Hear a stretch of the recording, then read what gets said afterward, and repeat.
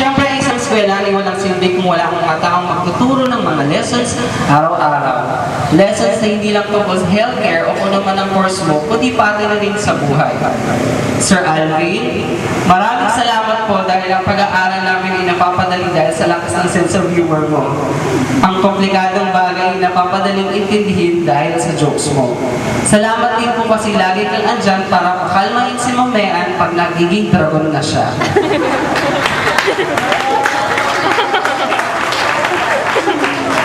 Ma'am D, salamat po sa pagiging ate sa amin lahat pag kami medyo pasaway na sa klase. Pasensya na po kung nakakalimot din kasi magkakadikit lang namang edad natin, di ba ma'am? Madami akong natutunan sa Katolikong Pilipino dahil ikaw ang naging CI namin doon.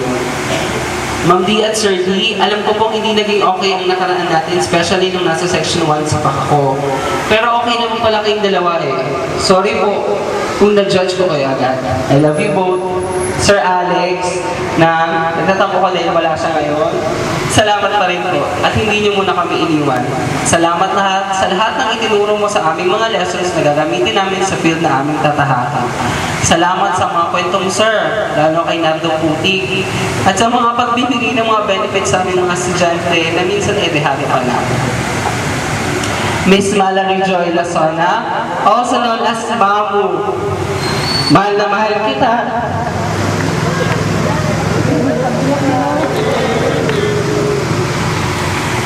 Salamat kasi pinagtinigan mo yung taong namin sa'yo at hindi mo kami pinabayaan. Maging sa mga subjects namin o sa mga extracurricular activities, ikaw lang ang nag-iisang mamo ng buhay namin magkakaibigan. Hindi ka lang namin instructor, pero isa ka lang kaibigan. At syempre yung mamo namin. At sa ibang instructors ko, Sir Mark, Ma'am Sheena, Sir Vila, Sir Eds, Ma'am Flores, Sir Agdo, at Sir Sangulo Ventura, maraming salamat po. Lahat po kayo ay kasamang bumuo ng isang Jason Loco na nasa inyong harapan ngayong araw na ito.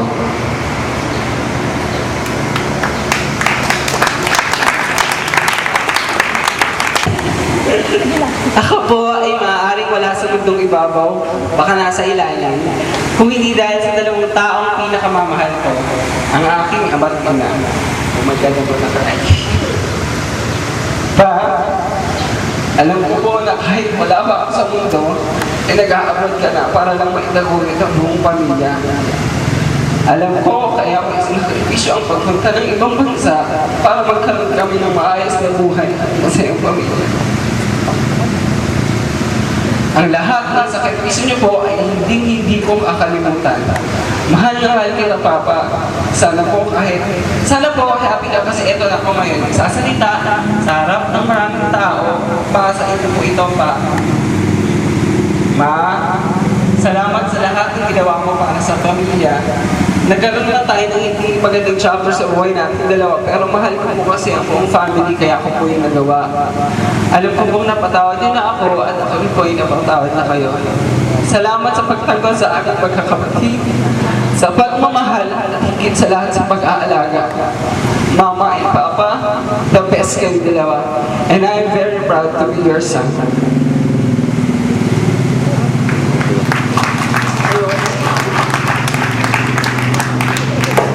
Sa mga kapatid ko na nagtulong-tumulong, financial man or moral support sa akin para makatapos.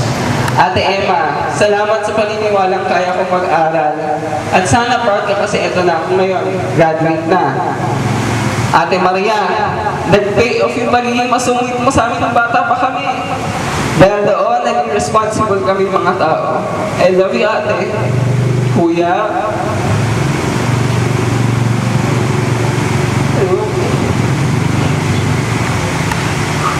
Kuya, salamat kasi wala man si Papa. Lagi kang nandito para maging tatay sa amin, Jerry. Mahal na mahal kita, Kuya.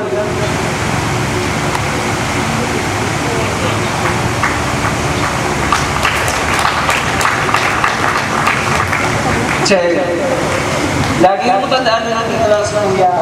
Sana huwag kang magsasama magsabi sa akin. Lagi kitang ipagtatanod sa mga taong gusto malapit sa iyo. Promise, dito lang ako lagi. Mahal na mahal ko kayong lahat ng kapatid ko. Ate May. Thanks kasi kahit nagkaroon tayo ng feed before, hindi mo iniwan si Kuya. Alam kong kailangan ka niya, sana wag ko siyang iiwan. Ay, Ellie, huwag may tigas ang ulo. Makinig sa amin nakakatanda sa inyo. Ni Tatay JM, kayo ang nagbibigay ng lakas kay Tatay J sa mga hindi ninyo at halita sa akin. Mahal ko kayo. Sa mga bayo ko at iba pang pamangkin, inaalay ko, nakuha kong award sa buong pamilya. Sa pinakamamahal kong best friend, Sho, alam ko, sabi ko before, kaya akong maging isang magaling na nursing aide. Pero mas naging madali para sa akin ang course dahil nurse ang best buddy ko. At tinuruan mo ako sa lahat ng hindi ko alam. Mahal na mahal kita. At sa lahat po ng tumulong sa akin at sa aming pamilya, maraming salamat po.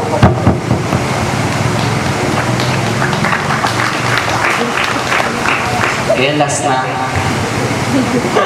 Ang graduation speech daw po dapat merong matutunan ng tao mula sa speaker. Pero puro thank you nila bilang nat-nat yun, no? At yung iyak mo. Okay. Positivism po kasi ang sikreto ko. Ang problema lagi nandiyan yan. Nasa atin na lang kung paano natin i-handle ang problem. Isa sa mga sikreto ko ay ang lagi kong tinitignan ng magandang resulta sa mga pangyayaring hindi maganda. Dahil kung lagi kang negative, tatanda ka ng maaga, kaya siguro big face pa ako kahit 24 na. At syempre, ang lahat ng bagay ay laanin sa dasal. Dahil bukod sa pamilya mo at mga kaibigan mo, ang Diyos lamang ang maaaring tumulong sa atin. Siya lang ang tanging nakakaalam kung ano ang tama at mali, kung anong mabuti at hindi para sa iyo. Dahil ang lahat ng ito ay plinano na niya simula pa lang ng mabuhay ka.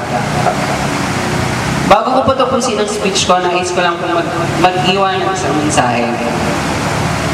Kailangan natin ng mga estudyante tulungang matuto ang mga batang nais mag-aral. Kailangan natin ng mga estudyante na nag-aaral ng business para may mga future tayong businessmen and women para sa mga negosyo maaaring makatulong din sa kapwa. Kailangan natin ng mga engineering students upang tumulong sa ating intindihin ng araw-araw, upang tumulong sa pagtayo ng mga gusaling katulad ng ating eskwelahan. Kailangan din natin ng mga IT students para tumulong sa ating intindihin ng araw-araw na lumalaking teknolohiya. Pero higit sa lahat, kailangan natin ng mga estudyante nag-aaral ng tungkol sa healthcare services upang mag-alaga, mag-aruga at magbigay kaalaman tungkol sa kalusugan sa mga future teachers, engineers at businessmen and women. Tao lang sila. At tao rin katulad naming mga healthcare providers ang maaaring mag-alaga, magmahal at tumulong sa inyo. Dahil po para sa akin, ang meaning ng IHCS ay I have a caring soul. Tilawin po, maraming salamat. God bless you.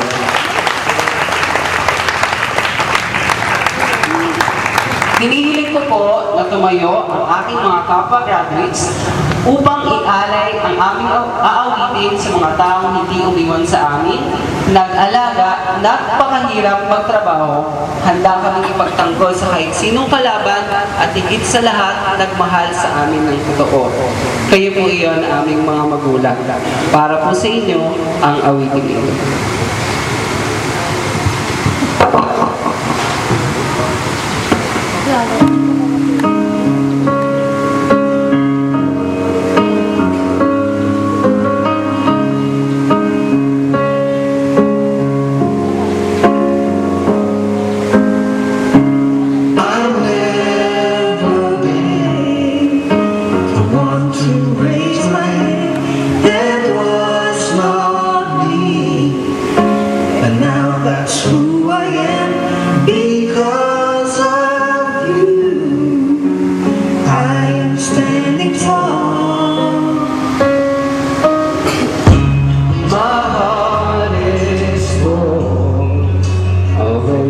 Gratitude, you were the one to guide me through. Now I can see, and I believe it's only just beginning. This is what we dream about, but the only question with me now is still my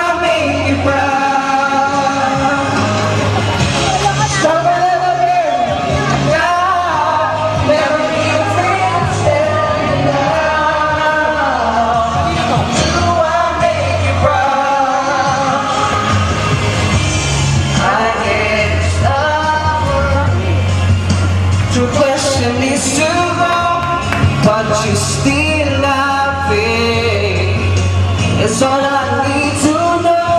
I've learned to love myself inside of me, and I've learned to walk the road that I believe. This is what we dream about, but the only question with me now is do I make you proud?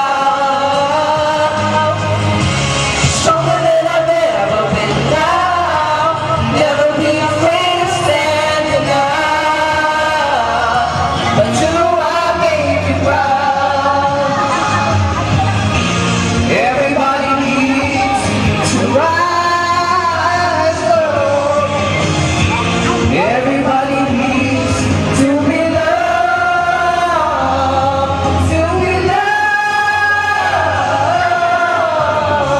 Yes, it's what we dream about. But the only question with me now is do I make you? Do I make you proud? This is what we dream about. But the only question with me now is do I make you proud?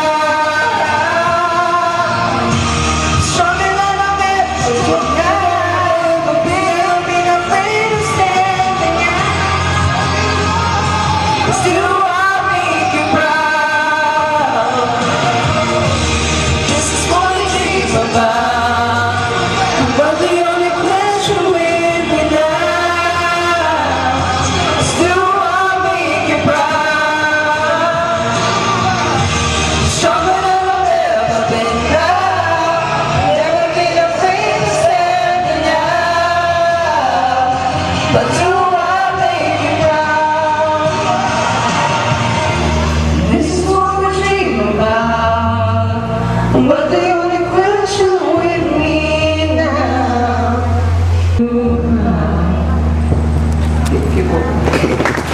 Sure that your parents are so proud of you without tears. And then Request my congratulates to please stand up. Please raise your right hand and repeat after me. In recognition of everything that my alma mater has given me, that my alma mater has given me as an alumnus of the Pamantasan ng Montalban, I hereby pledge my loyalty and solemnly promise to uphold her principles and traditions always, to work and preserve the culture of PNM and discharge my duties towards my community and people wherever I may find myself to be. So help me God.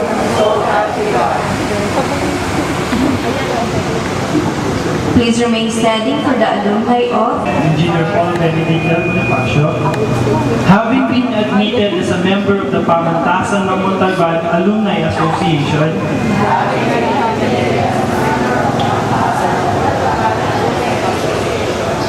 do hereby solemnly swear to uphold and defend its Constitution and bylaws, and that I impose upon myself the unending obligation of sacrificing self-interest